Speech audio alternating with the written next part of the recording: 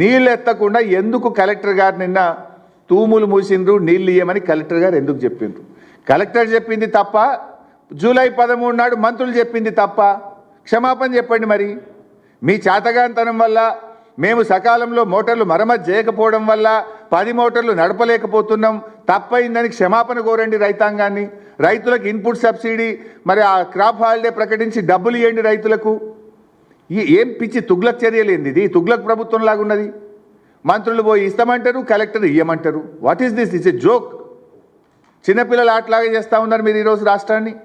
ఇది రాష్ట్రం నడిపే పద్ధతేనా మేము అడుగుతూ ఉన్నాం. ఇది చాలా దుర్మార్గమైనటువంటి పరిస్థితి. నిజానికి రైతులు ఎంత కష్టపడతారండి మనకు తెలియదా?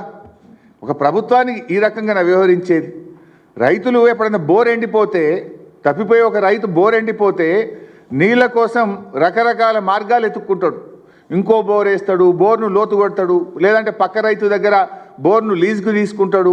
ఏదో ఒక రకంగా పంట కాపాడుకోవడానికి బోర్ ఎండిపోతే నానా తంటాలు పడుతుంటాడు రైతు.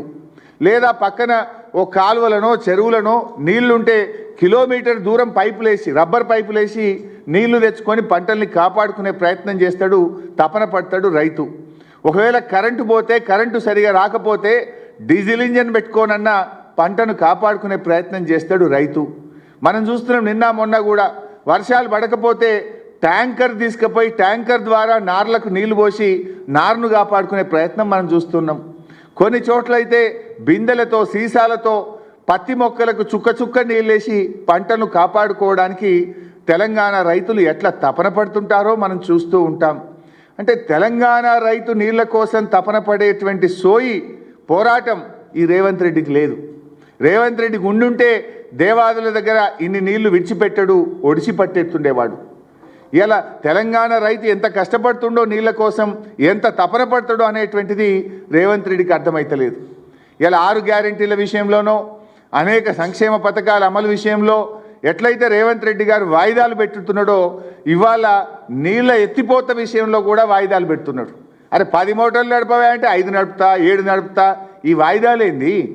What is this nonsense? Why are you not lifting the water? Is it not your failure?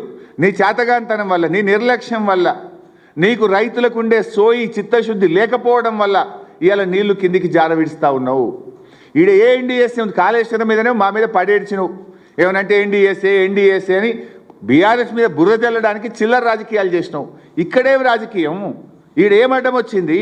10 మోటార్లు నడపకుండా జూన్ 1వ తేదీ నుంచి ఇవాళ వరకు 50 రోజుల నుంచి ఎందుకు ఈ డ్రామాలు చేస్తున్నావు అని నేను అడుగుతా ఉన్నా.